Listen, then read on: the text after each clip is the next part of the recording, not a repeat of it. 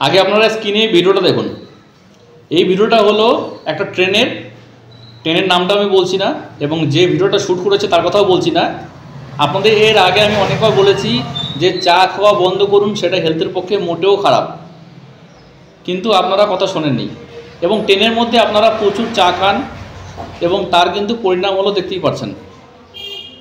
ভিডিওটা আমি আরেকবার প্লে করছি, ভালো করে দেখুন।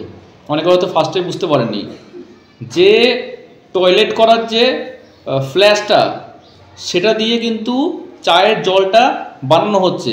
তো এরপরেও কি আপনারা চা খাবেন? ভিডিওটা প্রচুর মানুষের কাছে পৌঁছান। যারা ট্রেনের যাত্রী আছেন তারা যাতে অন্তত চা খেলেও বাড়ি থেকে চা যাতে নিয়ে যান, এরকম ট্রেনের মধ্যে যাতে চা না খান। আপনাদের কাছে হাত জোর করছি, চা খাওয়া বন্ধ করুন।